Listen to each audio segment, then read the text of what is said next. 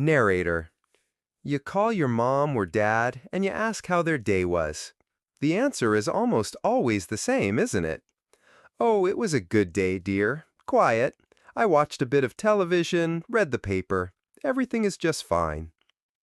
They say they're fine. They say they enjoy the peace and quiet. But loneliness isn't about being alone. It's a profound internal feeling of being disconnected. It's the deafening silence between the phone calls. It's the feeling that no one truly understands your world anymore. A world that has changed so much around them, while their own has become smaller. The generation that raised us is fiercely independent. The last thing they want is to feel like a burden or to make you feel guilty for living your busy life. So they don't say, "I'm lonely." Instead, the feeling seeps out in quiet, subtle clues that are easy to miss if you're not looking closely. In this video, we will teach you how to see what isn't being said. We'll explore 7 quiet clues that your senior parent may be feeling lonely. And please stay with me, because the final clue is one that is often mistaken for simple generosity, but it can be a profound cry for connection and legacy. Let's learn how to listen to the silence. Clue 1. Their phone call patterns change. The phone is often their primary lifeline to you. How they use it can reveal more than what they say on it. The clue. The calls might become shorter and more frequent. They might call with a simple, practical question that they could have easily looked up. What time does that store close again? Just to have a reason to talk. Or you notice they call at odd times, simply to check in. Conversely, they might stop calling altogether, waiting for you to initiate, because they are terrified of being perceived as bothersome. The hidden meaning. This isn't about the information being exchanged, it's about seeking a point of human connection. A short, seemingly pointless call is a way to hear your voice and feel part of your day without feeling like they are trapping you in a long conversation. It's a low-risk bid for connection, a quick dip into the stream of life before retreating back to the quiet. What to do now? Schedule a regular, dedicated, no-agenda call. A 15-minute call every Tuesday morning that is just for catching up. This removes their fear of bothering you because it's a scheduled, expected part of your routine, transforming it from a potential imposition into a cherished ritual. Clue 2. A subtle shift in their appearance or home. The motivation to take care of ourselves and our environment is often deeply social. When that social motivation fades, so can our daily routines. The clue. Think about your parents' usual standards. Has your mom, who was always so put together with her hair and lipstick, started staying in her robe most of the day? Has your dad, who was meticulously clean-shaven, started to look a bit untidy? Look around their home, too. Is the mail piling up, unopened? Are there more dishes in the sink than usual, or a thin layer of dust on surfaces that were once always clean? The hidden meaning. This isn't laziness. It's often a sign of asking the unconscious question, who am I doing this for? If no one is going to visit and they aren't going out, the enormous energy required for self-care and housekeeping can feel pointless. It's a subtle erosion of daily purpose. What to do now? Plan a simple, low-pressure outing. It doesn't have to be a big event. "Mom, I'm going to the grocery store on Thursday. Want to come with me?" This provides a concrete reason to get ready, re-engage with the world, and feel a sense of purpose for the day. Clue 3. Kind, respectful, and deeply empathetic. Clue 3. Conversations always drift to the past. When the present feels empty and quiet, the past can feel like a warm, vibrant, and welcoming place. The clue.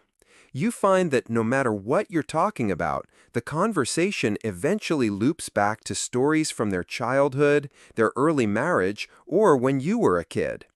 They tell the same beloved stories over and over again, almost like playing a favorite, comforting record.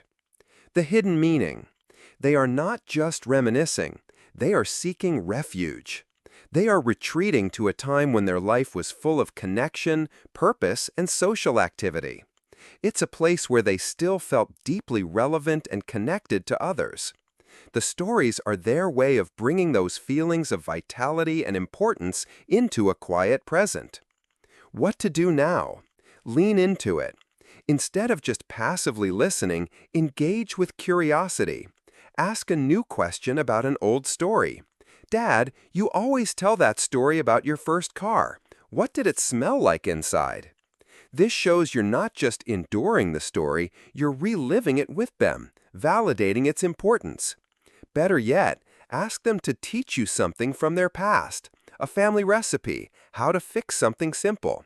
This makes their past relevant to your present. If this is making you think of someone you love, take a moment to honor them in the comments. You don't have to share details, just simply write, "Thinking of my mom," or "For my grandpa." It's a beautiful way to fill the comments with love and see how many of us share this journey. And if you're finding this guide helpful, please take a second to click that subscribe button. It helps us create more content to support families like yours.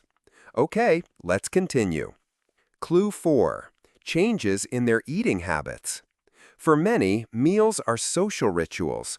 We share food in celebration, in sorrow, and in daily life. When meal times become silent, appetite can vanish with them. The clue. You notice they've lost interest in food. They might be skipping meals or relying on simple, pre-made snacks instead of cooking a proper meal. They might mention that food just doesn't taste as good anymore, or that they're never really hungry. This can be accompanied by unintentional weight loss. The hidden meaning. The loss of the social ritual of sharing a meal can strip food of its pleasure. Cooking for one and eating alone, day after day, can feel like a sad, lonely chore. A loss of appetite can be a direct physical symptom of depression or loneliness. What to do now? Reintroduce the mealtime ritual. Try to have one meal with them a week. If distance is an issue, schedule a video call dinner where you both eat at the same time while chatting. This brings back the social aspect of eating and gives them something to look forward to. Clue 5. An overly enthusiastic welcome or a lingering goodbye.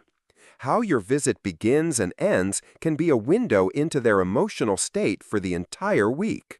The clue. When you arrive, their welcome feels incredibly enthusiastic, almost relieved. And when it's time for you to leave, the goodbye feels drawn out. They might follow you to the door, keep finding one more thing to say, or hold on to a hug for just a little longer than usual. The hidden meaning. Your visit isn't just a part of their day. It is the highlight of their day or week. The emotional intensity around your arrival and departure shows the stark contrast between the time they spend with you and the silence that comes before and after. They are trying to absorb every second of connection. What to do now? As you leave, give them a concrete future connection to look forward to. Instead of a vague, "see you soon," say, "I'll call you tomorrow night to hear about your doctor's appointment." This bridges the gap between now and the next connection, making the goodbye feel less final. Clue 6. The TV is always on for company. Silence can be heavy. For a lonely person, the background noise from a television can be a shield against the feeling of emptiness. The clue. Every time you call or visit, the TV is on in the background, even if they aren't actively watching it. It might be a rolling news channel or a game show they've seen dozens of times. They might say it's just for the noise. The hidden meaning, they're right, it is for the noise, a noise that masks the deafening silence. The sound of human chatter from the TV can provide an illusion of company and make an empty house feel a little more alive. It's a way to fight the feeling of being alone in the world. What to do now? Give them a different voice to listen to. Set them up with an interesting audiobook or an easy-to-follow podcast on a topic they enjoy: gardening, history, old-time radio shows. This provides stimulation and the more engaging human voice than the repetition of television. Clue 7. Giving away cherished possessions. This is the final clue, and it is the most profound. When someone starts giving away items that hold deep sentimental value, it's rarely about the objects themselves. The clue: during a visit, your mother might say, "I want you to have your grandmother's china set," or your father might give you his old watch collection. This isn't ordinary house cleaning. They are giving away items with stories attached to them. The hidden meaning? This is often mistaken as end-of-life planning, but it's frequently a deep cry for connection and legacy. By giving you the object, they are giving you its story. They are trying to ensure that a piece of them, their heritage, and their memories will live on with you. It is a way of saying, "Please don't forget me. Please don't let these stories die." It's an act of cementing their bond to the future through you. What to do now? Receive the gift with reverence. Don't just say, "Thank you." Say, "Thank you. I will always think of you when I use this. Can you tell me again about the time Grandma gave it to you?" Honor the story as much as you honor the object. These quiet clues are not accusations. They are invitations. They are the cracks in the strong facade, letting you see the vulnerability your parent works so hard to hide. Recognizing them is an act of profound love. It allows you to meet a need they may not even know how to voice. Your gentle attention, your extra phone call, your shared meal, these are the most powerful remedies for loneliness in the world. You are the connection they are silently longing for. Thank you for spending this time with us today. Leave a comment below and share one small way you plan to connect with your loved one this week. Your ideas inspire our entire community. If this video resonated with you, please give it a like and share it with a sibling or friend. You never know who needs to hear this message. And finally, if you haven't already, please subscribe.